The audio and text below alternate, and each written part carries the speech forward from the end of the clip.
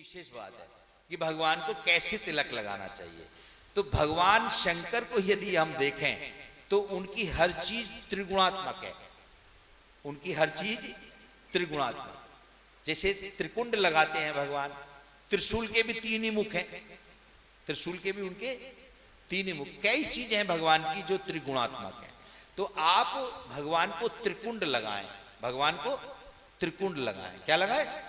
त्रिकुंड, ऐसे करें। और बीच में एक बिंदी लगाएं और कुछ भी कुमकुम या जो भी आपके पास हो वो चढ़ाएं भगवान। तो उससे भगवान आपसे बहुत जल्दी प्रसन्न होंगे। भगवान बहुत जल्दी प्रसन्न होंगे, इसका मतलब क्या है? इसका मतलब ये नहीं है कि भगवान आपसे प्रसन्न नहीं है।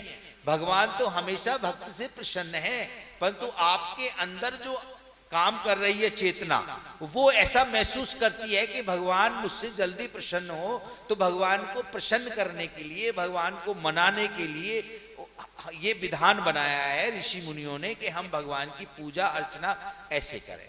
तो 30 दिन आपको मिलते हैं। कितने दिन मिलते हैं? 30 दिन। ये 30 दिन आपके जीवन को बदलने की क्षमता रखते हैं। ये 30 दिन आपके जीवन को बदलने की क्षमता रखते हैं। यदि आप नित्य प्रतिदिन संकल्प करके भगवान शंकर का, जो घर में आपके शिवलिंग है, जरूरी नहीं है कि आप मंदिर जाएं, आपके घर में जो शिवलिंग है उन्हीं शिवलिंग को यदि आप पूजन करते हैं, रुद्री का पाठ करते हैं, अगर रुद्री याद नहीं है तो रुद्राष्टक का पाठ करें। अभी जैसे मनीष जी ने कराया, नमामि श्मीशान निर्माण रूपम, ये इतना प्रिय है कि इससे भगवान बहुत जल्दी प्रसन्न होते हैं।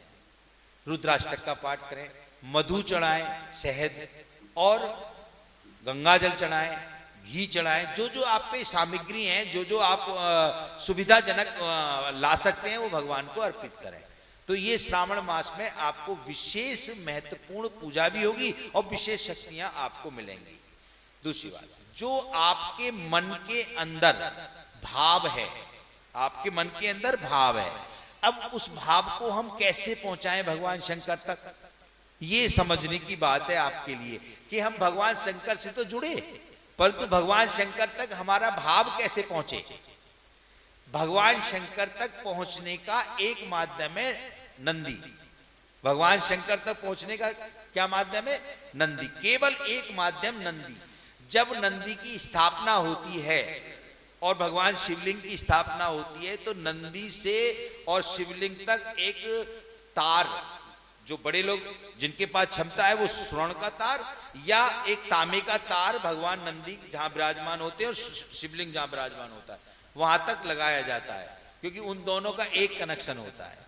तो आप भगवान से अपनी बात पहुंचाने के लिए नंदी के कान में कहें। माता पार्वती ने जितनी बार भी वर्ण किया भगवान शंकर का, उसमें नंदी के कान में ही कहा कि मैं भगवान शिव को वर्ण करना चाहती हूं, तो वो बात भगवान शिव तक पहुंचती है। इसलिए नंदी का विशेष महत्व है, नंदी का विशेष महत्व है। तो नंदी के कान में आप अपनी इच्छा अनुसार, अपनी इच्छा की जो भाव है आपकी, वो नंदी के कान में कहें। नंदी के कान में कहने से वो बात भगवान तक अवश्य पहुंचेगी और भगवान उस कार्य को आपके को पूर्ण भी करेंगे। ये एक भगवान का विधान है पूजन करने